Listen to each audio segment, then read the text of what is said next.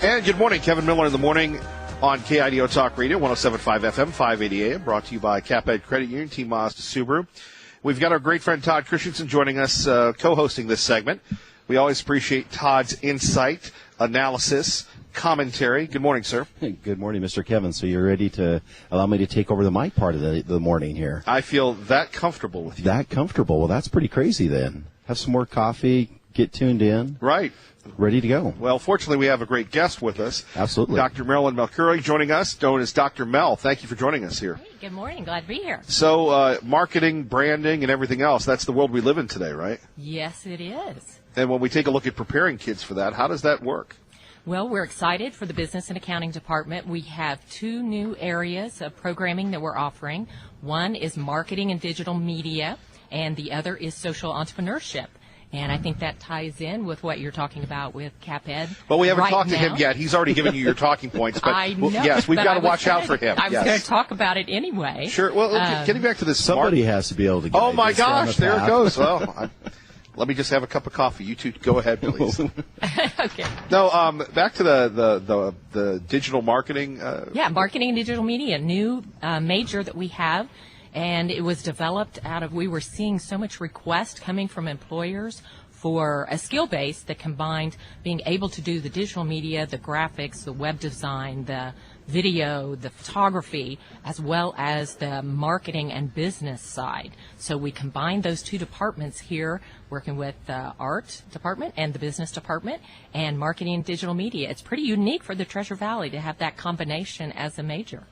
I think that is spot on as we look at what we do within CapEd, both through our traditional media of radio, print, and broadcast, and then also looking at this new media called social media as well as digital. And for us, we've recently hired a digital marketing coordinator, and her responsibility and her background has come directly from what you've articulated. And so that's extremely valuable to the area businesses. Well, it just helps you reach more people, or how does that work? Well, as we look at it, we see that individuals are finding new ways to find information and to engage in the community.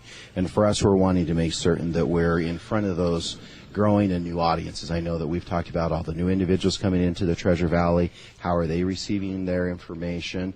And we're taking advantage of those opportunities, both with here this morning being a part of an incredible radio station, 90 years old, Idaho's first radio station, to today being able to look at the digital platforms and the opportunities to communicate not only to certain sectors of the population, but all sectors of the population, depending on where they are on their mobile phone or if they're on their desktop. That seems to be the wave of the future. What about social entrepreneurship? That sounds... when I get in trouble, I just go to you, Todd. But Dr. Mel? Well, everyone knows what entrepreneurs are, right? Start your own business, and when you add the social entrepreneurship, that adds the social responsibility to business and giving back. And so we've created a series of courses related to social entrepreneurship. One is we're doing study abroad. So we are going to Thailand this spring, and they will be engaging with a university there and giving back to the community. Then we have community partnerships, which is going on right now this semester. And they started the We Care Wednesdays in partnership with 50 Flowers in downtown Boise, which is just a wonderful, sharing is caring, where the students bring flowers onto campus. And they say, take two and give one. So you get 2 flowers, and then you get to go find someone and give a flower to someone else. So we've done it here on the College of Idaho campus. They've done it at Boise State. They were recently at the University of Utah, where they had 2,000 roses. And you can imagine how uplifting it is for a campus to see everyone giving flowers. And they're really trying to work and spread this to other colleges and universities around this, United States. And so they have a program set up to recruit more campuses to kind of bring this uplifting feeling to their campus. But it was started with our community partnerships course here on campus, part of this social entrepreneurship. Well, in the cynical world, that's refreshing. I wouldn't know anything about cynical world. Cynical and Mr. Miller here. Okay. Right. No, I think it's incredible that we see the younger entrepreneurs and the way that they're approaching their profitability. Part of their profitability matrix is making sure that they're giving back to the community, not only where they're operating, but also across the globe. You know, the credit union industry has always been very focused on giving back to the community. We participate with the World Council of Credit Unions and helping. In this case, a couple of years ago, we invited credit unions from Moldova to Idaho, and then a contingency of us from Idaho went to Moldova to help them. And that's truly part of the credit union DNA. Well, and that's what we're trying to do, train people so they can work in places like CapEd Credit Union or create their own empires. We see that a lot in the Treasure Valley. Yeah, and with our courses here at the College of Idaho, we have the opportunity to really incorporate these experiences where they are practicing what is being taught in the classroom, be that a travel abroad or like the week here Wednesday. The other thing that we see emerging is our YOTE student enterprise, which are students running a small business as part of the capstone for the business and accounting department. Indeed. As we take a look at where you'd like to see the department go from here, Dr. Mel, it sounds like you have your work cut out for you. Yes. Well, the experience of being able to run a small business, we started that was just started this semester, and it gives students the opportunity to apply everything in their business degree, the accounting, the management, finance, actually running a small business. And you can't get a better experience than actually hands-on. I had to take a loan out to start our small business. How am I going to repay it? How am I going to market it?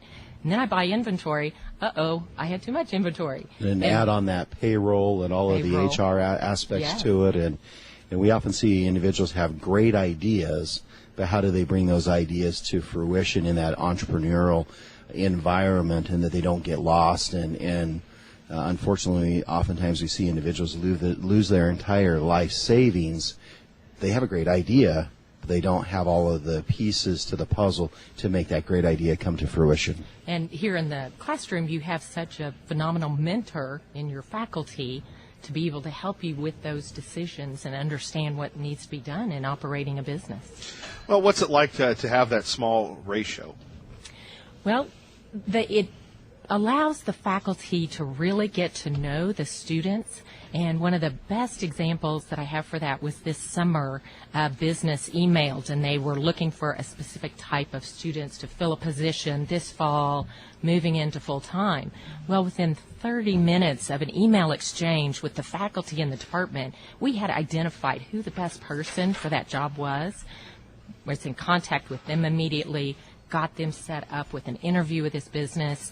Glad to say it worked very well for the student this fall, and will move into a full-time position. So we know our students, and we're able to match them, and help employers find, the right fit. Sure. Anything else you'd like to share with us, Dr. Mel? Well, kind of looking ahead, like I said, we'd like to have these travel abroad experiences for students where they get to go out and experience. We're going to, a little bit different twist next year, I should say in 2020. 2019 is Thailand. 2020, we're planning a trip to New York City. We're going to take our accounting and finance students to Wall Street and visit some businesses there and really get to experience New York City. That'll be terrific right here in Caldwell, Idaho. Thank you. Thank you. Appreciate you. Kevin Miller in the morning here, 107.5 FM, 580 AM, KIDO Talk Radio. Do you have any review and commentary on that segment, marketing and branding? That's your department. I think that's incredible, the way that they have taken not only the business school, the communication, and the marketing school, but bringing those together. And that's not only an emerging portion of the marketing profession, but marketers need to understand how they affect the bottom line of their business, how they can help their business grow. And it's beyond the simplicity, if you will, of marketing of years past. So that's great to see. Well, and this is what you do. This is what you're involved in. It's exciting to me to be able to hear and understand that our education community is responding to what the businesses are really needing, so that they not only can survive but also can thrive within their businesses. Let's talk about what's going on at CapEd Credit Union. Our great friend Todd Christensen joining us right here at 107.5 FM, 580 AM. If you're just tuning in and you're wondering who is that voice, he sounds familiar. But what's going on at CapEd? Oh, well, we continue to move forward with our social engagement and our community support, and that's through the teacher grants. Tomorrow is the December 1st deadline, and then we will also have January, February, and March grant applications. But tomorrow we'll receive probably somewhere between 35 and 50 grant applications to support teachers with 750 teacher grants. Well, and I see you out and about with the balloon. Out and about with the balloon. We'll be out there actually this evening. We won't necessarily have the canopy or the envelope on the balloon. Now, where is this evening? This is part of the Meridian Holiday Light Parade. So we'll have our 36 Ford pickup, Doc Ace, out there. Many are aware that we were founded in 1936. So paying homage to our great foundation here in the state of Idaho. But we'll have our Read to Rise hot air balloon basket, the uprights, and the burner. And that's how we plan to light up the night light as part of the light parade tonight in Meridian. That will be huge. When we talk about teacher grants, we talk about making a difference. School grants, we're winding down the fall semester. Or is this still plenty we still of time? have December, January, February, and March. So we still have 4 months. If you look at December being tomorrow, I guess we have 3 months after that. But those teachers who have made application but haven't yet been selected as a recipient, we would encourage them to reapply. They can do that on an ongoing basis until they receive funding for their school project. Todd Christensen joining us here, CapEd Credit Union. When we take a look at just some of the other programs that CapEd offers for people that are just moving into the Treasure Valley, what would you say to them? One that I would really like to highlight this morning is Get Give. And Professor Mel and I were chatting during the break about some of the things that we do, and one of those elements is our Get Give. That's where individuals who are new to us as a credit union open up, in this case, our high-yield checking account. They meet its qualifications. They get $100 deposited into their account. And when they open their account, they can choose the school district, the school, and the school program that they want to fund. And it's exciting for us to be able to share that over the last 5-6 months, we've been able to not only give to our members, or so for them to get about $40,000. $40,000. We've been able to give $40,000 into the local school community, and that would be private, public, and parochial. Finally, CD rates. CD rates, we see the stock market over the last couple of weeks kind of go on a yo-yo ride. If individuals are a little concerned about that yo-yo ride, we would encourage them to take a look at CapEd for certificate of deposits or CDs. We have a great rate out there. We start to see rates are increasing. For our 60-month CD, we have a rate of 3.35, so that's a great rate that we haven't seen for quite a few years. So we'd encourage people, if they're looking at their CDs maturing and where do they need to put it, or where do they want to maintain a good return or a better return than they may have had in years past, come on over to CapEd. We have a great CD rate. Thank you, sir. Always a pleasure. Great to be out here. Happy holidays. And congratulations to KIDO. 90 years. Happy birthday. 90 years, founded by some kids at Boise High. And just amazing when you think about all the people that have come through and all the people that have contributed to the success of this station. And we were 10 years later in 36 and being able to open up as CapEd Credit Union. So it's just incredible. Todd, thank you. Thank you. It was always a pleasure to be with you. You're listening to Kevin Miller, KIDO Talk Radio. And blessed to be a part of your day. Kevin Miller in the morning, KIDO Talk Radio. Love being here at the College of Idaho. Phone number is 580-5436, 580-KIDO. Now, I've been saving this one for you, and this is something that Chuck Todd talked about the other day. Chuck Todd of Meet the Press, asking the question, what would have happened if Donald Trump had lost? I think it's a perfect way to start off the conversation here at 580-5436, 580-KIDO. As me and a lot of people obsessed today over this question: how different would things be if Donald Trump had lost the presidential election? In fact, lots of people would probably be happy today. Let me go through a list. Donald Trump would be happy. He could have built his Moscow Tower with his bestie Vladimir Putin, and no one would have cared. Michael Cohen would be happy. He'd still be Mr. Trump's right-hand guy. Paul Manafort would be happy. He could be living in luxury anywhere around the world, sitting at a bar, not behind bars. Melania Trump, my guess is she'd be happy. She could be living in New York still. And guess what? She really wouldn't have to care, would she? Republicans, they could be happy. They likely would have won 40 House seats in the midterms, and they might have a 60-seat majority in the Senate. Conservatives would be happy. Those bigger Republican majorities could come in handy for them in their impeachment proceedings against President Hillary Clinton. Roger Stone and Bill O'Reilly would be happy. They'd be the big stars on Trump Max TV. Rex Tillerson, Jeff Sessions, Scott Pruitt, Tom Price, and many others would probably be happier than they are today. They'd still have their reputations intact. Ted Cruz, Marco Rubio, John Kasich, Jeff Flake, Ben Sasse, and who knows who else would be happy because they'd be planning their next runs for president. And finally, there's former FBI Director Jim Comey. He would be, no, he'd still be at the FBI. No, strike that. I think Jim Comey still would have been fired. Hello, YouTubers. If you're watching. And there we have it, Chuck Todd talking about the world without Donald Trump. Do you agree? 580-5436, 580-KIDO. Let's get you to work safely and on time. I'm just Channel 7's Eric Everett. And we go to the phones, joined by the publisher of the Gem State Patriot, gemstatepatriot.com. Tea Party Bob, good morning, sir. Good morning, Mr. Miller. Doing a great job this morning. Thanks a lot.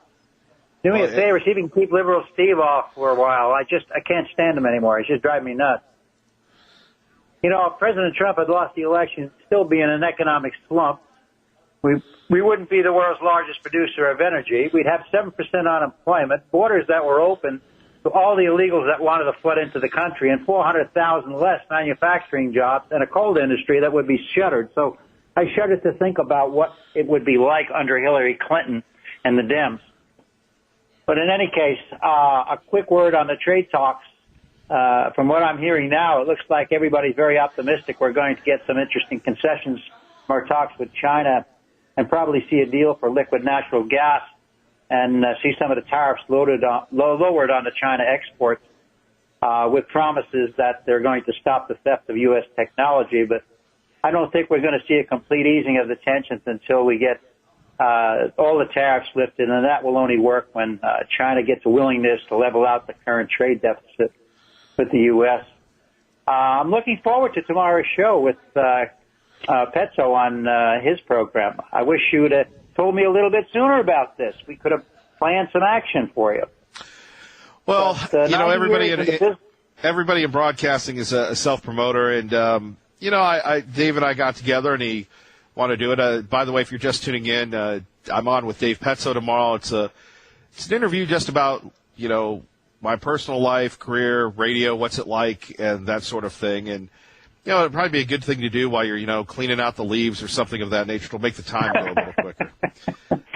Well, I think we're going to have to get that old picture of you when you were a bodybuilder up there on Facebook so everybody can see what you used to look like.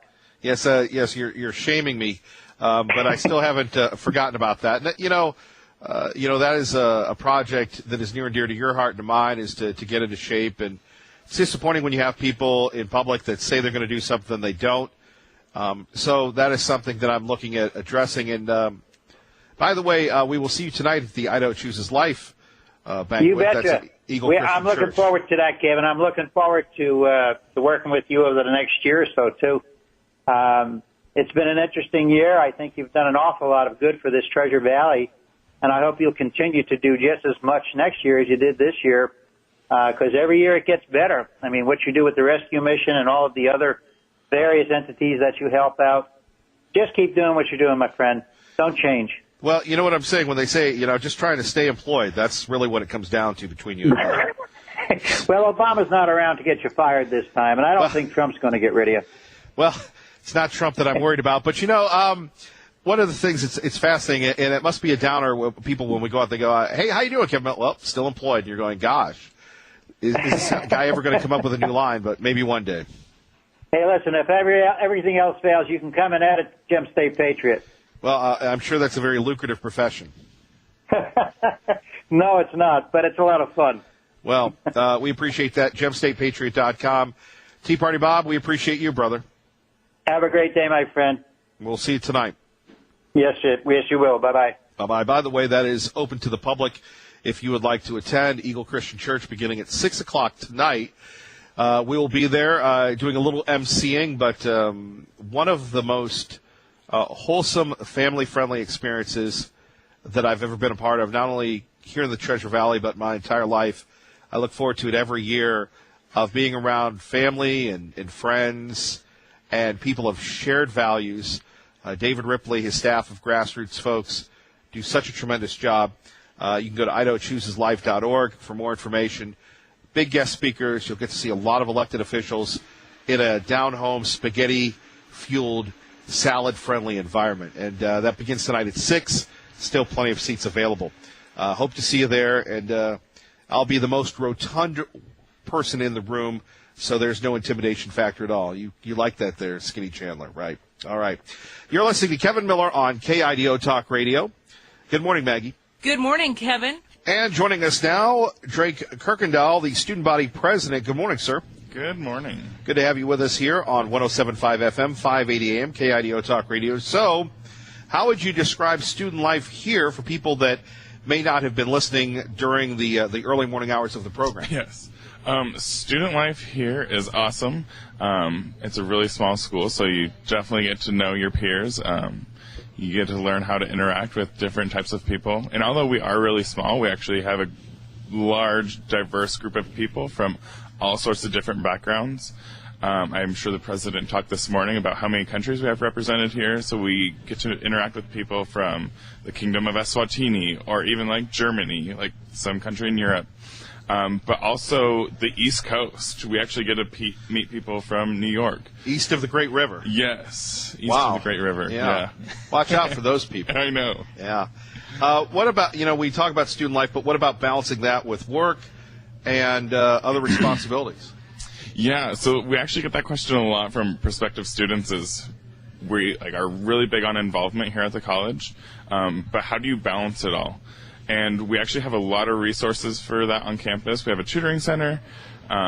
Your peers are always a great resource as well. RAs have done it. They're usually upperclassmen, so they've done it. And use your resources, lean on your friends, and they'll really help you get through all that stuff.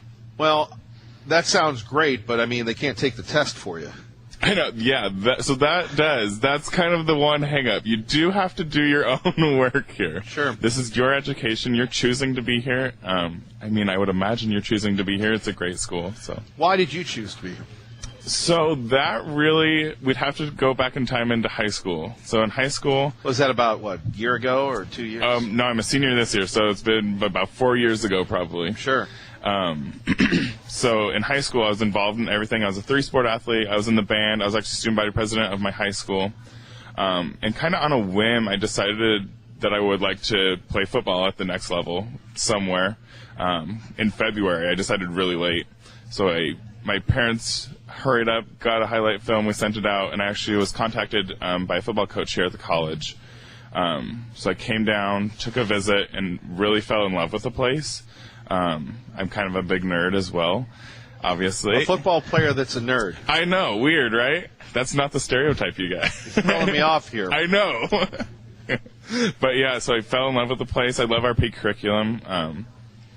I didn't know what I wanted to study then, and I barely know now what I want to study. So well, I don't know if that's good since you're graduating. I know, but that's the glory of our peak curriculum is I'm not being trained to do a certain job. Right. I'm being trained to be a competent citizen of the United States. Sure. I can go out and market myself as I've learned how to learn, and you can teach me things. So that's one major with 3 minors. Yes, that's our peak curriculum. Yep. Okay. Mm-hmm. So what are you going to be graduating with? So I'm actually a double major in business and history, and then my minors are in Spanish and human performance. So kind of... Man, you're all over the place. Yeah, it's all over. I was going to say, well, what would you like to do? Also that. Yeah, bro. So I'm probably... You need to join broadcasting. You fit right in with the rest of us. I know. Exactly. Are you guys hiring? That's the question. We're always hiring, yes. No. So I kind of have a couple options. I'm going to take a year off, or a year on, however you want to look at it. Right. What do you mean a year off? What's that? Year off. Now you're bringing out the old man. I know. You're bringing out the Clint Eastwood and Gran Torino in me. Okay, what do you mean what's that mean? Well, it's more of a year on. So You're going to travel the world? What are you going to do? That is an option. I might go to Ecuador and teach English for a year. Looking at getting internships, a couple, hopefully, maybe throughout the year. Right. Just to kind of explore. Why? Just to explore what's out there. Right. I'm still interested. But there's a lot of people. There's a lot of things out here. Exactly. I don't want to There's talk you too out of what much. you're doing. I know. But my top 3 right now are law school, grad school in history, or film school. Is kind of also a little bit on a whim. Wow. But, yeah, we'll see what happens. When we talk about your parents, your grandparents, it's I always wonder about your generation. What's the most optimal way to communicate with you guys? You don't have a problem speaking, but a lot of people favor texting. They'll be next to each other. Yes. So could you offer us a primer on the language you people speak?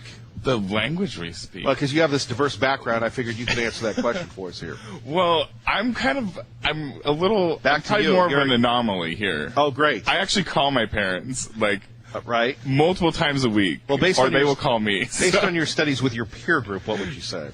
I would say... You're making me work for this segment. I know. Yeah, straight. Yeah. Texting is always a way to get to our peers. Right. Don't do email.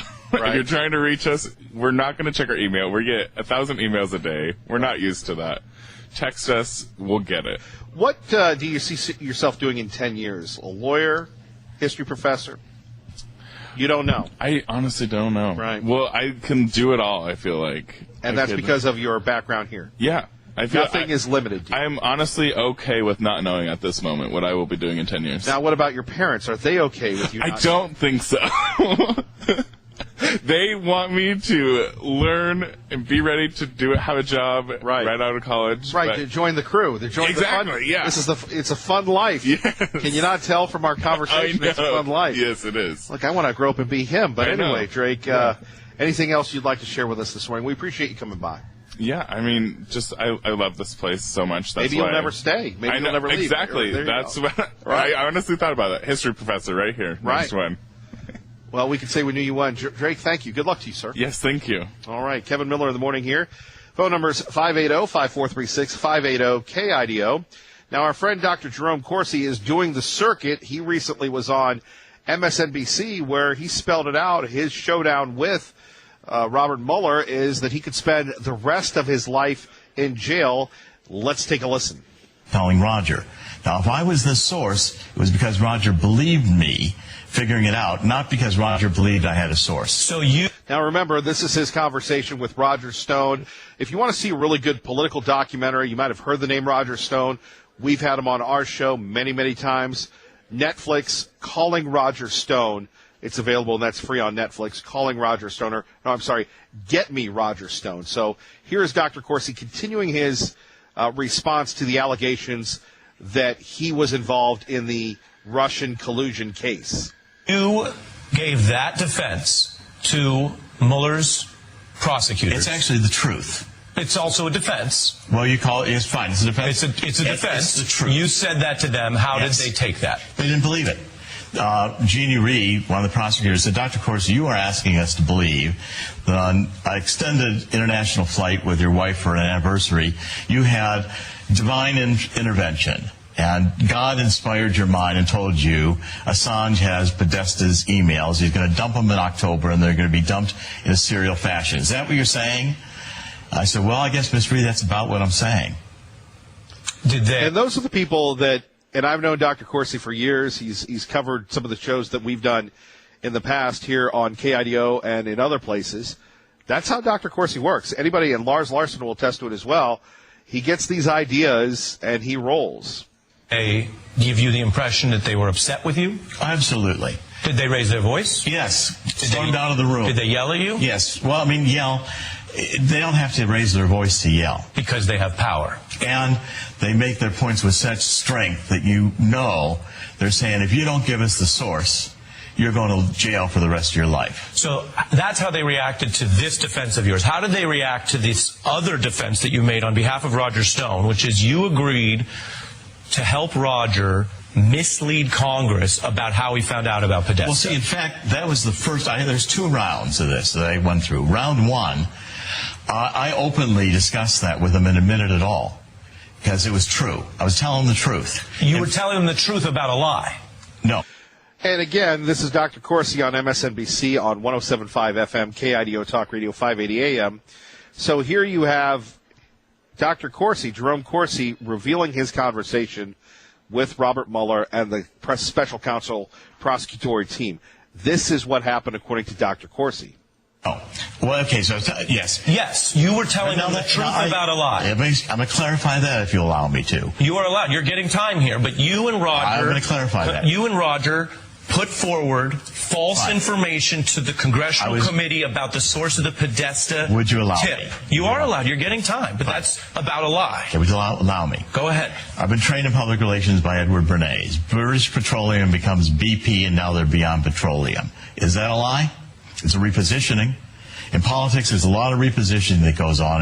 If that were a lie and people were guilty of a crime for doing that, there'd hardly be a politician alive today. Well, you want to debate it. I didn't say crime. I said lie to Congress because, let's hold on, you told the Mueller folks, as I understand it, that Roger wanted you to come up with a false cover story for the Podesta part. There's some reason why Roger Stone thought that he needed to not tell the truth about Podesta, but to work with... You notice with Dr. Corsi, he's trying to get his side in, but the guy will not allow him to. But here it gets relevant. Do you want to lie? If you'll allow me.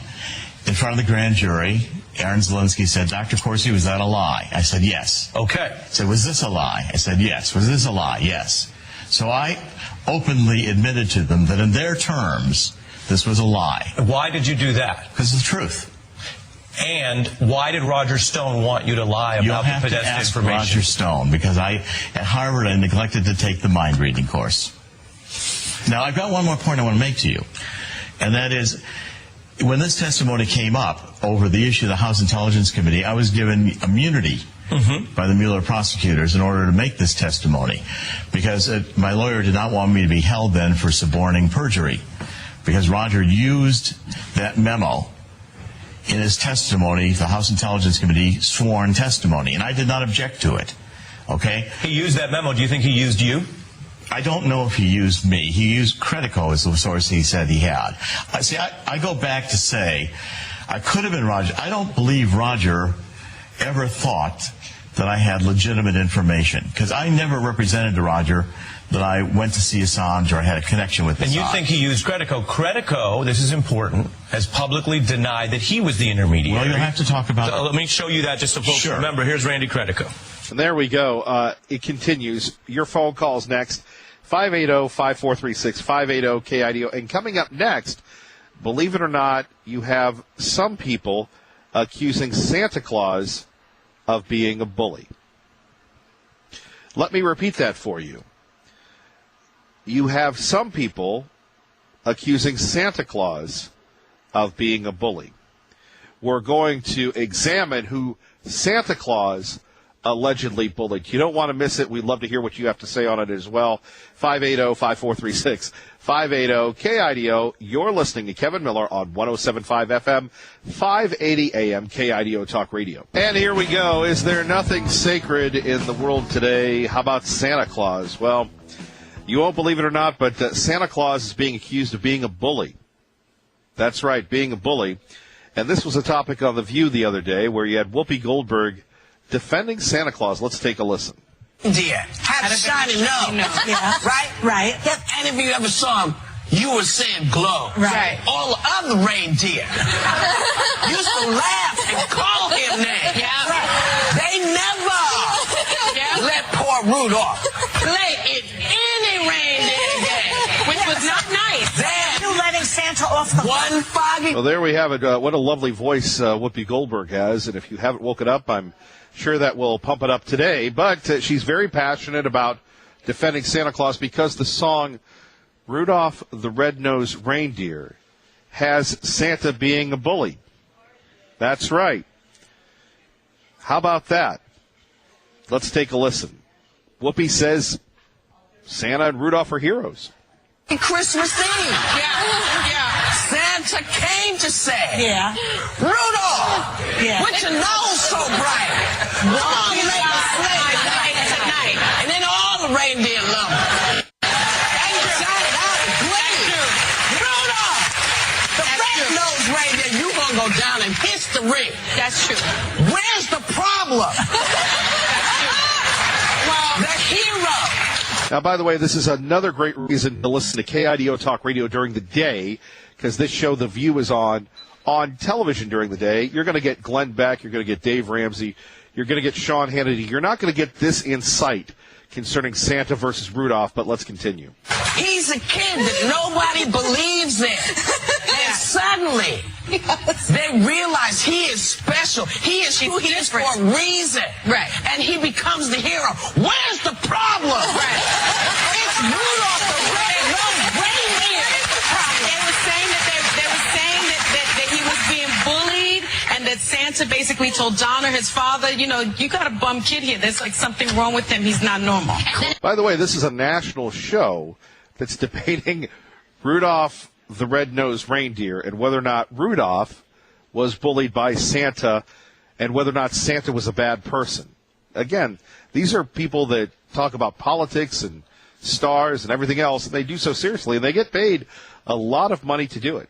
I know what you're thinking, Kevin. This is a sign of the apocalypse, a further sign of the apocalypse. I don't know if I want to go that far, but it shows you just how far the politically correct Politburo has progressed. Clearly, he was wrong. He was wrong. Rudolph's the hero. What's the problem?